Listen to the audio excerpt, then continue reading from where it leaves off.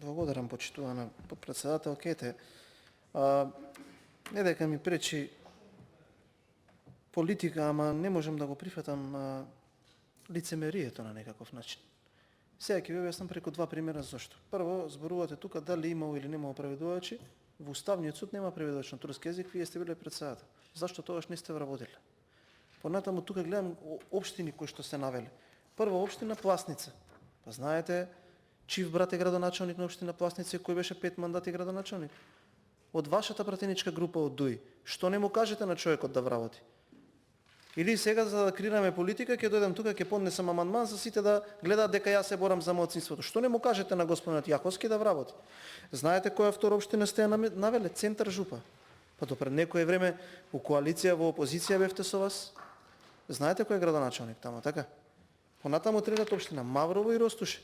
Па и во опозиција сте заедно со СДСМ, само нивни беше градоначалникот до се.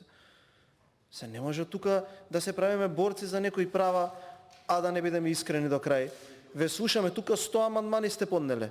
За едно, за друго, за трето, од кој што ја директно ви кажам, ниту еден не ви е уставен. И вие тоа го знаете. Правете политика, никој тука нема да ви збори, ама го поминувате секој трпение, сега луѓево ве слушаме тука, вие одговараме, не само што дискриминирате во однос на овие амандмани, туку инсинуирате. И да ви кажам дека полека почнуваме да чувствуваме дека не навредувате дека ние сме против некоја етничка заедница тука. Не е така. Зборувате, не знам кој ни е овој документ 4 или 5 по 100 амандмани дека некој има против таа заедница. Не е во ред тоа. Човечки прво не е од ваша страна. Никој нема против никого. И ви се кажува, и ви се образува, и вие сте упорен во тоа. Еве прво, ако сакате да успеете во оваа намера, почнете. Првите 3 општини разговарајте.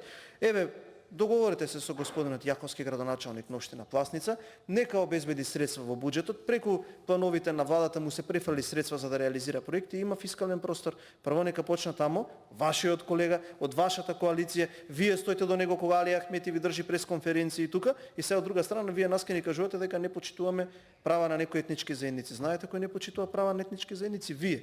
Знаете како, кога седите позади оној кој што 25 години на власт во оваа држава ништо друго освен меѓуетничка омраза не кажа. Сега немојте, ве молам да бидеме културни, да бидеме честни.